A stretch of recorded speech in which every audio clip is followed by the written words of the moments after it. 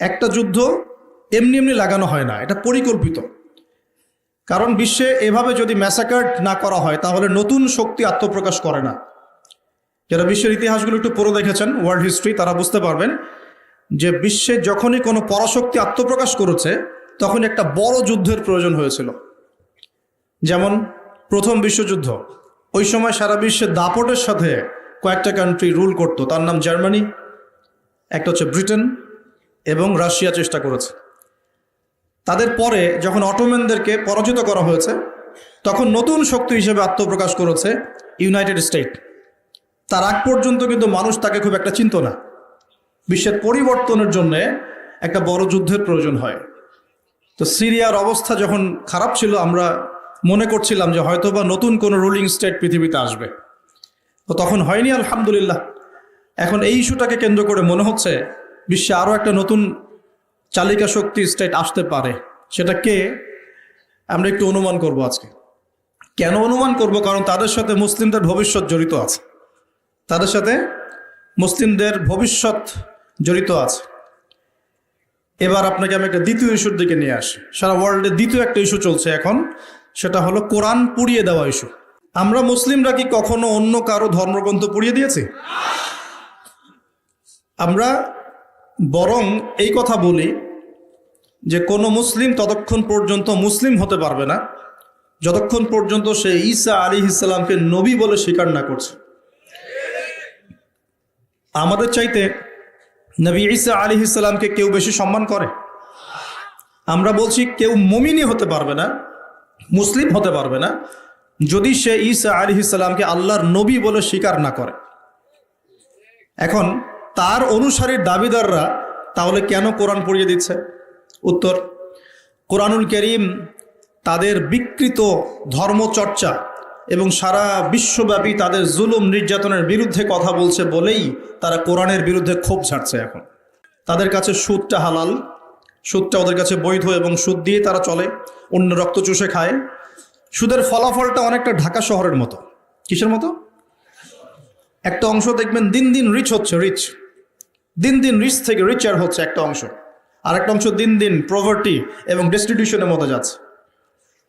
প্রত্যেকটা বড় বড় শহরের এই চিত্র। সুদের মধ্য দিয়ে সারা বিশ্বের একটা অংশের মানুষ দিন দিন ধনী হয়েছে।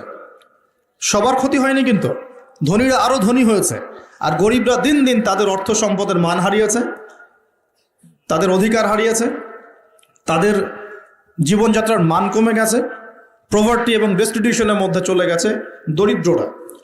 তারা এক কথায় বলতে পারি দাসত্বের শৃঙ্খলে আবদ্ধ হয়েছে, অর্থনৈতিক দাসত্বের শৃঙ্খলে আবদ্ধ হয়েছে। এটা ব্যক্তি থেকে শুরু করে সমাজ, কোনো কোনো ক্ষেত্রে রাষ্ট্র পর্যন্ত দাস হয়ে গেছে। আপনারা কি শ্রীলঙ্কার কথা জানেন? দেশটা যে দেউলিয়া হয়ে গিয়েছিল, কেন হয়ে গেছে? মূল কারণটা কি? দুইটা কারণ বল। কয়টা কারণ? অনেকে তিনটা চারটা কারণ বলেন। অর্থনীতিবিদ যারা আছেন, আমাদের দেশের বড় বড় অর্থনীতিবিদ যারা আছেন, তারা 4টা থেকে 5টা কারণ বলেন। আমি স্টাডি করেছি, কিন্তু আমরা ইসলামিক সেন্সে দেখি 2টো কারণ। কয়টা কারণ? 1 নম্বর দুর্নীতি। 1 নম্বর কি? দুর্নীতি। 2 নম্বর হচ্ছে রিবা বা সুদ। ব্যাস, যথেষ্ট। বাকি যেগুলো অপরিকল্পিত প্রজেক্ট ইত্যাদি ইত্যাদি, এগুলো অত মেজর কারণ নয়, এগুলোকে সামাল দেওয়া যেত। মূল কারণ 2টো, একটা হচ্ছে করাপশন বা দুর্নীতি, একটা হচ্ছে রিবা বা সুদ। আপনারা কি জানেন এই উপমহাদেশের মধ্যে আরো একটা কান্ট্রি ঠিক শ্রীলঙ্কার মতো পরিণতি বরণ করতে যাচ্ছে? নো, বাংলাদেশ না, এক্স্যাক্টলি পাকিস্তান। অথচ তারা এই তো আমাদের মহান মুক্তিযুদ্ধে কত নির্মমভাবে আমাদের ভাইদেরকে হত্যা করেছিল না? হত্যা করেছিল না? এটা কি ন্যায় ছিল না অন্যায় ছিল? আচ্ছা, কি উদ্দেশ্য ছিল ওদের? ওরা চাইতো আমাদেরকে শাসন করতে। আমরা দাসত্বের শৃঙ্খলা থাকবো, ওরা আমাদেরকে শাসন করবে। আজকে দেখেন মাত্র 30 থেকে 40-50 বছরের ব্যবধানে আল্লাহ পাকের কি ফয়সালা। আমরা কারো ক্ষতিতে কিন্তু খুশি হই না, তো আল্লাহ পাকের ফয়সালা দেখুন। একটা কথা বলি, দুর্নীতিতে কিন্তু আমরাও কম না, অন্তত আমাকে এদিকে কিন্তু আমরাও কম না। একটা সময় ছিল যখন আমরা 1 নাম্বার ছিলাম, মনে আছে? এটা ছিল 2005 সালের কথা। কত সাল? 2005 সাল। এখন কত? 2023। এখন আমাদের অবস্থা মাশাআল্লাহ আগের চেয়ে কিছুটা ভালো হয়েছে, এখন আমরা এই যে কারেন্ট অ্যাফেয়ার্স যারা তোমরা পড়াশোনা করো, বিসিএস কোচিং করছেন, আপনারা জানবেন এখন আমরা কত নাম্বার? 13 নাম্বার। কত নাম্বার? 13 নাম্বার। কিছুটা তো উন্নতি হয়েছে। 1 নাম্বার কে জানেন দুর্নীতিতে? কোন কান্ট্রি? সুদান, দক্ষিণ সুদান। কোন কান্ট্রি? দক্ষিণ সুদান কি মুসলিম কান্ট্রি না মুসলিম কান্ট্রি? মুসলিমরা টপে কেন? দুর্নীতির সাথে মুসলিমদের কোনো সম্পর্ক থাকার কথা কি? তাহলে আমরা টপে কেন? 1 নম্বরে কেন? দক্ষিণ সুদান 1 নম্বরে কেন? ওরা কি মুসলিম না? তাহলে শুধু লা ইলাহা ইল্লাল্লাহ মুখে বললেই মুসলিম হওয়া যায় না, যতক্ষণ পর্যন্ত না মানুষ কোরআন এবং সুন্নাহকে আমল করে দেখাচ্ছে। আপনারা কি জানেন সবচেয়ে কম দুর্নীতিপূর্ণ কান্ট্রি কোনটা? জানেন? ডেনমার্ক। হ্যাঁ, কে বলেছে? ডেনমার্ক। তার সাথে আরো একটা কান্ট্রি আছে, তার নাম হচ্ছে নিউজিল্যান্ড। কোন কান্ট্রি? এই দুটো কান্ট্রির কোনোটাই কি মুসলিম কান্ট্রি? তারা কি লা ইলাহা ইল্লাল্লাহ বিশ্বাস করে?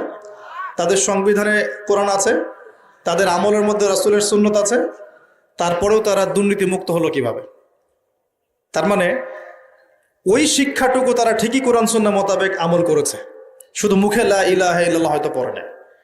তাহলে আমি এতটুকু বোঝাতে যাচ্ছি তারা কেন কোরআনকে বিরোধিতা করছে, কেন কোরআনকে পুড়িয়ে দেওয়ার চেষ্টা করছে, কারণ কোরআন এইসব অন্যায়ের বিরুদ্ধে কথা বলছে।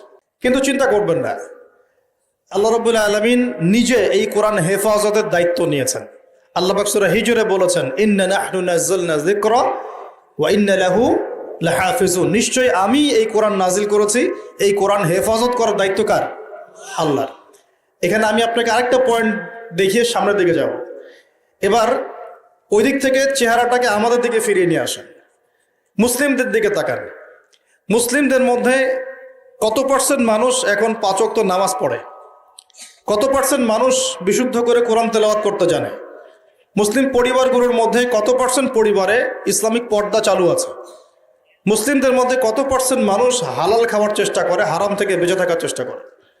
মুসলিমদের মধ্যে কত পার্সেন্ট যুবক এখন জেনা থেকে বেঁচে থাকতে পেরেছ? মুসলিমদের মধ্যে কত পার্সেন্ট যুবক 5 ওয়াক্ত নামাজ পড়ো, ইসলামের বেসিক জ্ঞানগুলো জানো, কোরআন তেলাওয়াত করা, হাদিস পড়তে শেখা, হাদিসের চর্চা করা, কোরআনের তাফসীর পড়া, অনুবাদ পড়া? মুসলিমরা এই বেসিক কাজগুলো কত পার্সেন্ট মানুষ করছে? এদিকে আমাদেরকে বেশি ফোকাস করতে হবে। একটা অমুসলিম সমাজ কোরআনের উপর আক্রমণ করছে, পুড়িয়ে ফেলছে, এটা বেশি কষ্টদায়ক নাকি একটা মুসলিম পরিবারে জন্মগ্রহণ করেও এই বিগত 30-40 বছরে কোরআন পড়তে না শেখাটা বেশি লজ্জার?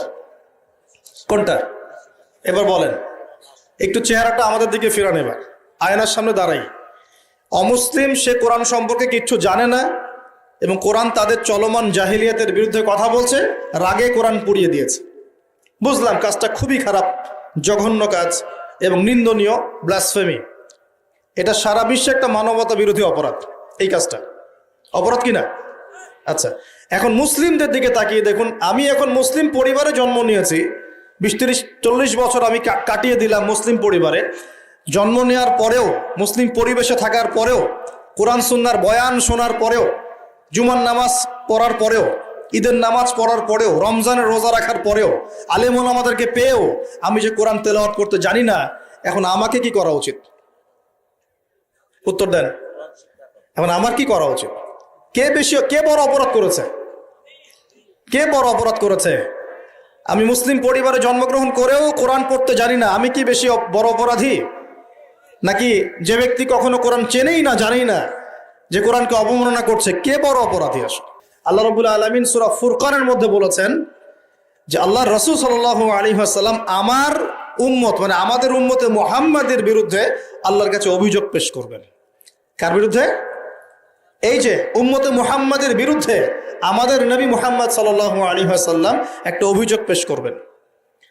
আল্লাহ পাক তাকে বলবেন, হে মুহাম্মদ সাল্লাল্লাহু আলাইহি ওয়াসাল্লাম, তোমার উম্মতের কি হয়েছিল, কেন বিভ্রান্ত হলো? নবী সাল্লাল্লাহু আলাইহি ওয়াসাল্লাম তখন বলবেন যে ইন্না কওমি ইত্তাখাযু হাযাল কুরআনা মাহজুরা। পড়ে দেখেন সূরা ফুরকানে আমাদের নবীজি বলবেন, হে আল্লাহ, আমার উম্মত এই কোরআনকে, যা তুমি আমার প্রতি নাজিল করেছো, এই কোরআনকে অবজ্ঞা করে পরিত্যাগ করেছিল, এই কারণে তারা আজকে পথভ্রষ্ট হয়েছে। এবং নবী সাল্লাল্লাহু আলাইহি ওয়াসাল্লাম আল্লাহর কাছে আক্ষেপ করবেন, অভিযোগ পেশ করবেন যে আমার উম্মতকে আমি কোরআন দিয়ে এসেছিলাম, কিন্তু তারা সেই কোরআন চর্চা করে নাই, পড়ে নাই, কোরআনের হক আদায় করে নাই, এই কারণে তারা আজকে পথভ্রষ্ট হয়েছে।